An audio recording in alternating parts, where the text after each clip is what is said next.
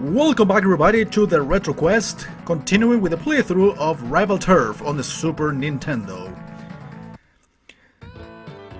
So we are in stage 5, the second to last.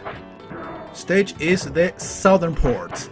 And it's kind of a shame that I didn't actually notice this before, but I'm reading the manual for this game and it has a lot of detail in general, including a description of every single of the stages, which, well, I already missed out on 4 out of the 5 stages. But I'm gonna read the description of what this game or this level is about specifically, which talks about the amount of thought, quote unquote, that they gave to this particular game when it comes to story and certain details beyond the gameplay, which is just a beat 'em up, you know. Story in this kind of games is really irrelevant, but it is kind of cool to you know, the fact of having given it some thought and some time to write something down about the description of pretty much everything: enemies, bosses, stages, with an incredible amount of detail. I mean, just to give you an idea, this instruction manual has around 20 pages. Again, it gives you a description of you know, enemies, regular enemies, bosses, stages, weapons, of course the characters you play as, game options, you know, everything that you need in this game, including something extra, like in this case which should be the story elements. You have them in the manual, which is kind of cool. I don't know how much of it you can see these days in game manuals for games. Anyway, Southern Port. After decimating the captain and his crew, you commandeer their boat and navigate your way to the southern port. Good thing you brought those maps with you. The boat docks at a round down pier next to a seedy-looking warehouse. This must be the place. Big Al's Discount Arsenal and Smuggling Emporium. Slug it all with Al's aggressive underlings on the dock and in the warehouse. Then smash your way through the office and back onto the pier. It's Big Al's first lieutenant and warehouse manager, the Iceman. Someone should tell that dude to chill out. Humor of the 90s. Nothing can beat it. Come on. So yeah, again, every level has a description like this. Unfortunately, I missed out on this in the first part, so we couldn't have something extra to talk about, even though I was busy enough describing the enemies, the playability, and other elements out of this game. But again, the manual is a very good guide for commentary, let's be honest.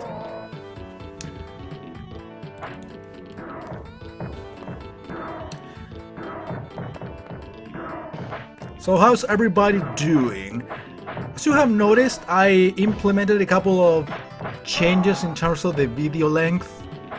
I'm trying to decrease the amount of videos per week for all of the channels alike, but at the same time I want that video to last long enough. So instead of doing 2 videos of 10 or 12 minutes long, I'd rather do one single video of half an hour long, kind of. It depends on the game.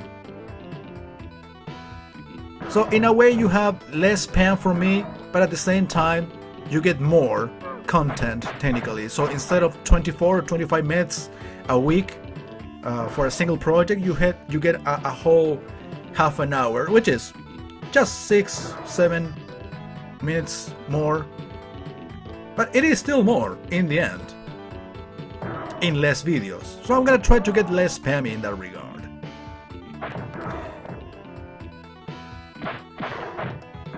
Did you see that Arnold guy was like, I don't know, like crying against the wall or something? So with those weird poses that you find them in. Oh yeah, this game even has descriptions for every weapon you get to use. Find weapons on the ground or steal them from the Street Kings. That's the official name for the gang, by the way. Pick up a weapon by standing next to it and pressing the white button. So we have knives, wrenches, well, we just saw, baseball bats, dynamite, hand grenade, rock, and a brick. Knives, wrenches, and baseball bats can be used for as long as you can hold on to them. So they do not have a limited use then. If you are knocked down and drop your weapon, try to pick it up again before it disappears. Dynamite and hand grenades can be used only once. So do bricks. You just saw me use a brick against, well, I tried to use it on 2 enemies. I ended up hitting only 1 with them. But yeah, as you can see, it has unlimited use for as long as you have it. Actually, I think if you like move on to the next stage or to the next part of the stage, you get it removed. So yeah, here the slowdown was real. The amount of sprites was a little bit too much for the Super Nintendo to handle. Which was kind of a problem with many of these games that were released at the time on the Super Nintendo. They were really ambitious, but they still had plenty or lots of slowdown.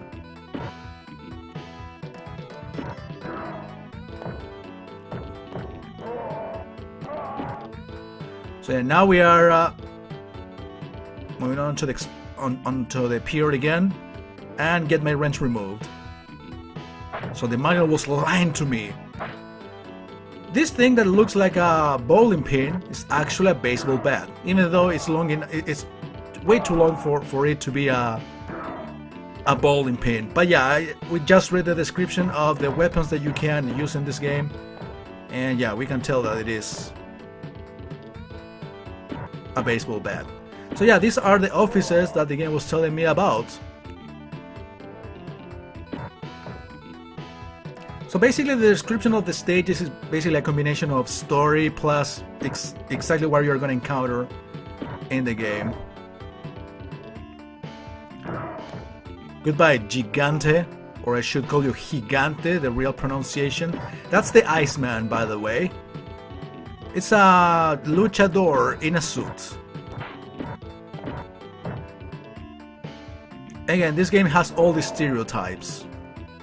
Oh yeah, by the way, what I'm gonna do here is to, well, of course survive for as long as I can, but when I lose this next continue, which I clearly will, there's still a whole full stage after this one, so I'm clearly gonna lose a continue at some point. I'm gonna go back to Flak. Was it Flak the last name of the main guy? But yeah, I'm gonna go back to him. Even though Nelson is powerful and everything, it kind of gets tedious to deal with as lower catcher. So yeah, I'm gonna go back to the main guy and make the experience a little bit better for everybody, including myself,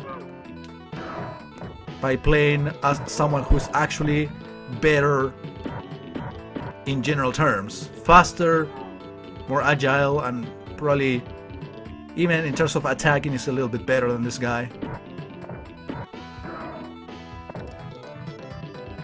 And by now you can sort of tell actually the repetitiveness of the game itself. So I guess good beat 'em ups in general last around 40 to 45 minutes at most. Even though, yeah, some of the Capcom ones, which are definitely the most popular beat 'em ups ever, are kind of on the long side. Well, it depends. There are titles that are much shorter than others. But I remember Final Fight reaching around 50 minutes long. This game is around 50 minutes long as well. But I remember, for example, Cadillacs and Dinosaurs, which is my favorite beat 'em up ever. That game is exactly an hour long. So is Warriors of Fate, which was released pretty much at the same time, or by the same time as Cadillacs and Dinosaurs. And those two games are exactly an hour long.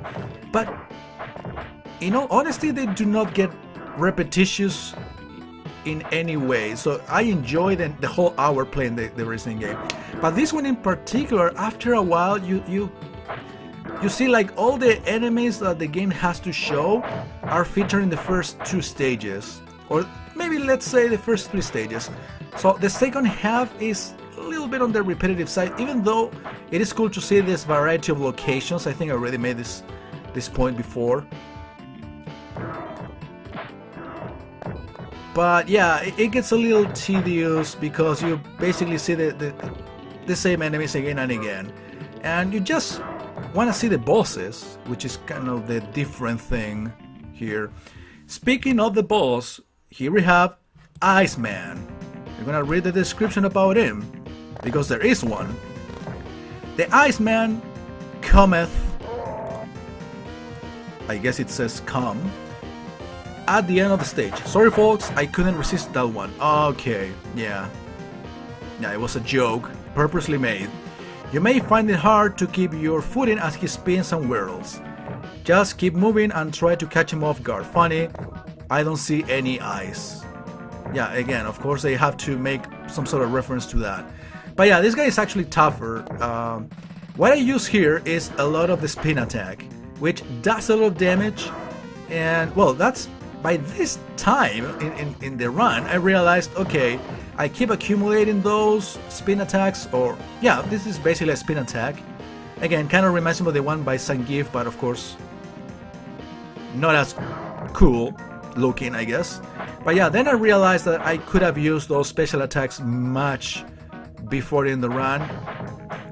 But again, it is especially useful against this sort of boss, which is incredibly annoying. And again, after that whirling, spinning kick or whatever, as the game is saying, look at that attack again alone. I'm sure it did a lot of damage, but at least it triggered my angry mode, which was enough to take him out. Stage 6, fight to the finish, the hideout, last stage in the game. So we're gonna read a little bit about it. At last, the hideout. The heart of the Sweet King's corrupt empire. This place is unbelievable. Banks of computers, heavy machinery, even a couple of particle reactors, and there is no telling what's behind all those locked doors. You gotta put this guy out of commission before he causes some more serious trouble. Oh yeah, don't forget about Heather.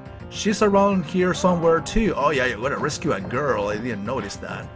As you might guess, this place is swarming with Big Al's bodyguards. Their orders are to stop you in your tracks, and they intend to do just that. Pull out all the stops to crush his finest forces, led by 3 of the Al's bosses. So, in other words, everybody, boss rush, boss refights, a classic of any beat'em up ever. Big Al himself is waiting to challenge you in the final rooftop confrontation. You have made it this far, give it everything you have got in this awesome fight to the finish. I love those like 90s encouragements, like pull all the efforts you can to make it to the end and save the world and shit like that. It was like fucking typical, cheesy as fuck, but still cool. Yeah. Refights. It says 3 out of the bosses, which means that there are 2 of them that will be left out. So remember the bosses, we have the genie. Can we read about the genie real quick before we kill him? Because we didn't read the bosses like in detail when we had the chance, right? This saber-slashing adversary materializes at the end of stage 1. Well, and now, don't expect him to grant you any wishes though. He left his lamp at home. Look for him to make an encore appearance before the game is through. So yeah, remember we have the genie, Sledge, the breakdancing dude on stage 2. I'm reading literally from the manual. Slasher, Captain, and Iceman, which has nothing to do with ice. So yeah, this is another weapon that you can pick up that for some reason the manual ignored, but this is only appearing in the boss battle against the genie, and it's super useless, as you can tell. I'd rather use a brick, to be honest, only one time. So I guess this is the place where the reactors are.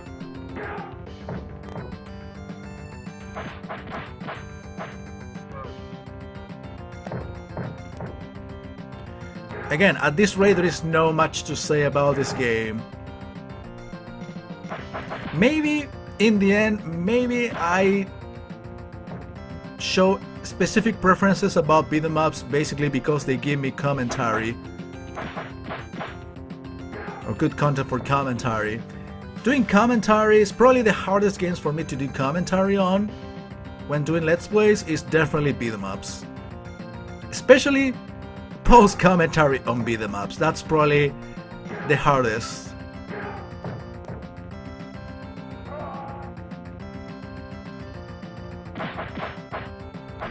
But yeah, by now you should expect pretty much every enemy. Again, there are not too many.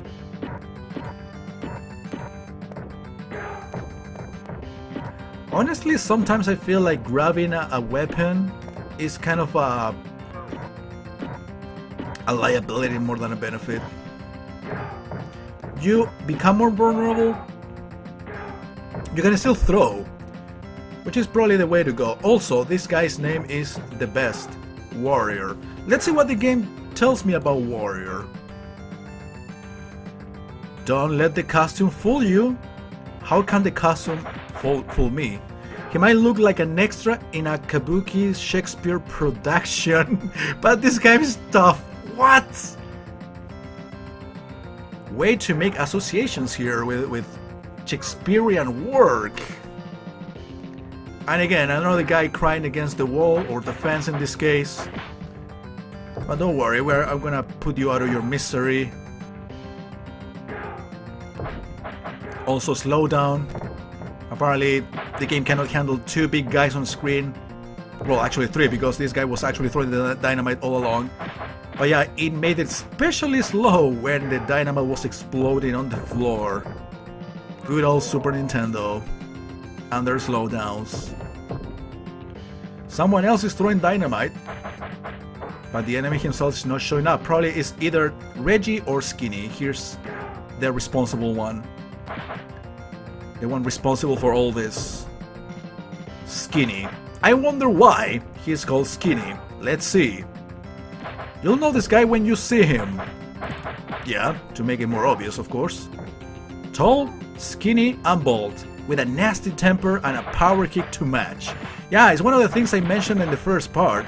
Probably one of the most annoying enemies in the game, without a doubt, because he gets you stuck in that kick. He kicks you 3 times, just like this other fucker. Reggie was it called, right? And yeah, there's no much you can do, and you take easily 70% of damage, even if you have full health. So yeah, it sucks a lot of dicks, cocks, and penises. Because there are 3 complete different things from one another, right? Yeah, quality commentary! Yes, of course. Again, this is what happens when you run out of things to say about the game. So the second game that you do a refighting on is Slasher. And I wouldn't be surprised the third one is fucking Iceman. Anyway, let's see what the game says about Slasher. Watch out for this masked madman at the end of stage 3. Well, now in stage 6. For Slasher, every day is Halloween, and he's not handing out treats. Oh my god! The humor! As you stop there to admire the view from the roof, he swoops down and smashes into his prey. You. I gotta say that probably Slasher is one of the easiest bosses in the game. Maybe the boombox dude also is kind of easy. Boombox guy, as in Sledge. The breakdancing dude on stage 2 is jamming to the tunes on his boombox. Yeah, whatever, but I'm not gonna read about him, because most likely we're not gonna see him anymore. Again, I don't remember, I played this actually last week. Angry Mall time. So yeah, I'm pretty sure the third boss refight will be Iceman.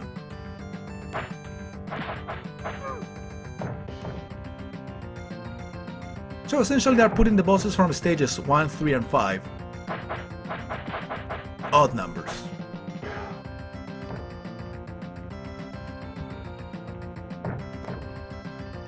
That's a special attack. Look at the amount of damage it does. Yeah, you basically waste the effort of defeating 10 enemies, but it's definitely worth it from the point of view of the damage. And I think I will be using plenty of that, or at least as much as I can, or as many as I can, against the final boss.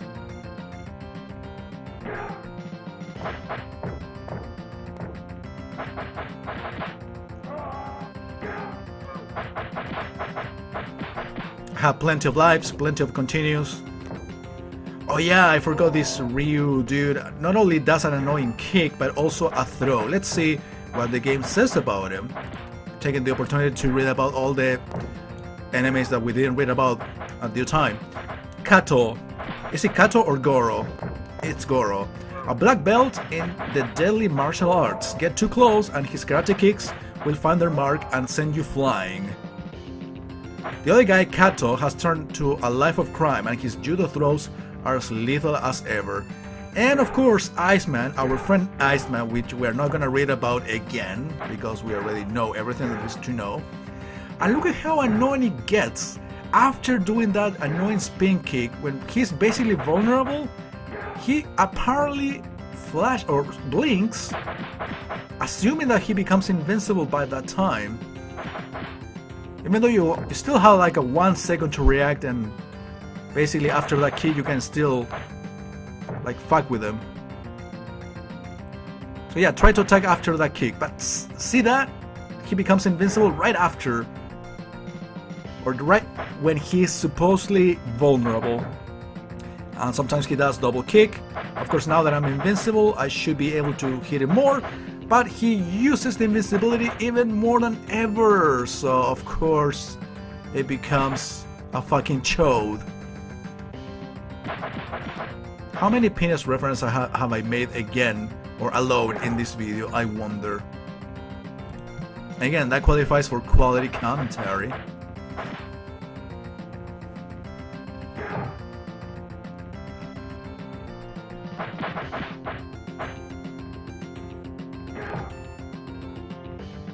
Okay, at least we are on his last health bar. And after this, there shouldn't be much more before Big Al, the famous Big Al.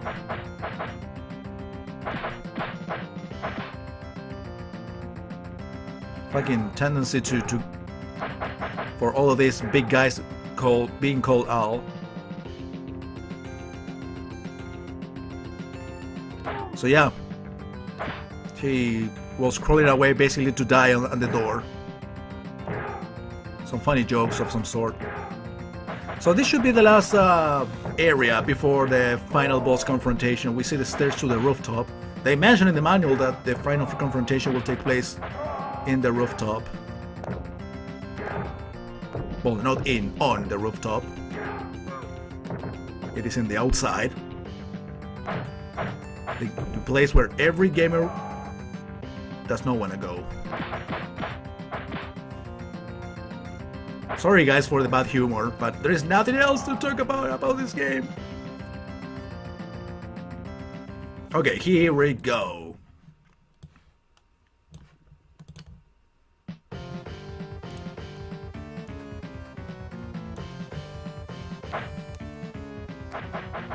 Oh yeah, that's, you can still like hit that enemy, but he's like basically introducing Big Al. So the game says, what can I say? He's Big Al, and he's like nothing else you have seen before. Yeah, I can tell. I guarantee it will be an earth-shattering experience if you live to tell about it. You're gonna need a little luck and a lot of skill to make it through this one. When they say that you need luck, you immediately discard the skill factor. What you need is a lot of special attacks, which I do not have. But Angry Mode is definitely making up for it. So I got to, you know, use 2 full combos against them. So that's when, this is when I kind of regret not having enough special attacks. Yeah, he throws Hadoukens from his mouth. Yeah, and that's a shameless looking Hadouken.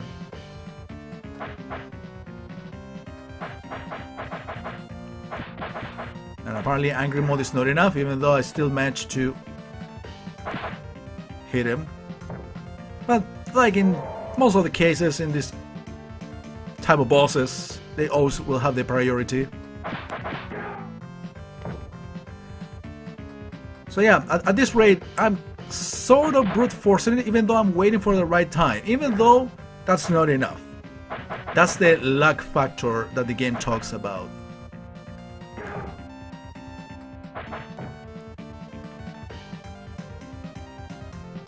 Suddenly, red fireballs. It's probably angry. And now they become blue again. I don't know what the difference is. Yeah, I know the color, but in terms of damage I'm talking.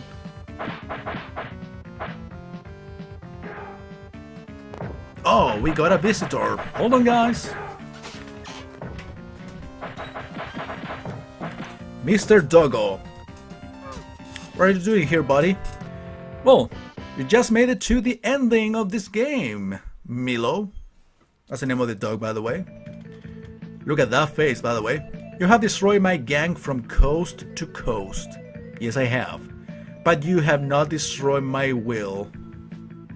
I will recruit more young people. I will build an even more powerful gang. I will...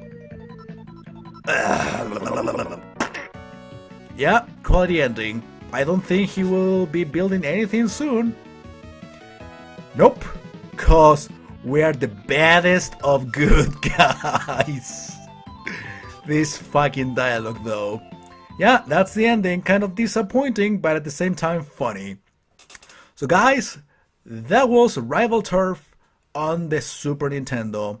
Cool beat 'em up, super simplistic, super generic, but still fun to play. And a little bit challenging too. Again, you need to master the throws and pretty much know what enemies do in order to succeed.